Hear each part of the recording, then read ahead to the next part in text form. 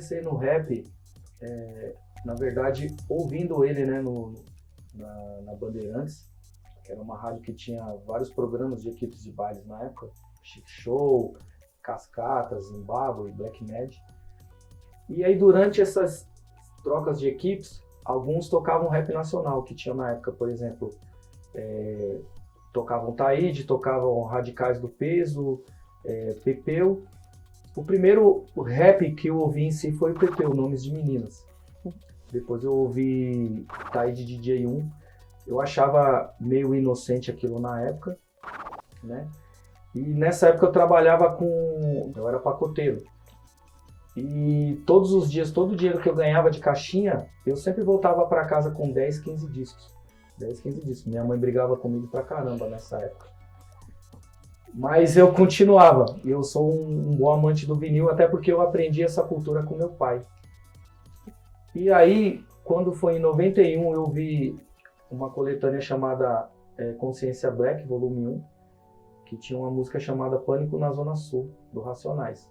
Então foi ali onde eu vi que mudou tudo aquilo, né? Aí eu falei, puta, eu quero ser isso aqui. E aí eu comecei a me identificar com esse tipo de música que, por exemplo, quando eu ouvi isso, não desmerecendo os demais, mas pareciam que as outras músicas não passavam de brincadeira. De protesto, inclusive, era uma música que falava de uma realidade que ninguém queria falar na época. Tanto que depois que o Racionais fez isso, aí depois começou a surgir alguns grupos. Eu comecei a escrever nos anos 90 ainda, 92, 93. Algumas rimas não faziam muito sentido, algumas falando de amor. Na época que só quem fazia isso muito bem na época era o Sampa Crio. Mas quando eu fui chamado para cantar em um grupo chamado Original Black, aí eu comecei ali a colocar as minhas rimas em prática, entendeu? Eu não estava preocupado na época em escrever várias rimas, mas sim uma rima que tivesse uma contundência e que tivesse uma qualidade. Quando o CD começou a ficar popular no Brasil, aí os CDs começou a sair com 12, 15 músicas, 17. Na época o que me incentivou mais eu acho que foi o Racionais. Mas ao longo do tempo eu conheci vários grupos também que como que a gente usa o termo na quebrada, chapa quente, que era o Sistema Negro, Potencial 3, tinha o verbo Pesado, que era muito bom. Depois surgiu também o Facção Central, que era bem pesado, era um rap falando de muita violência, muito mais pesado inclusive que o Racionais, certo? Era como se fosse uma CNN periférica.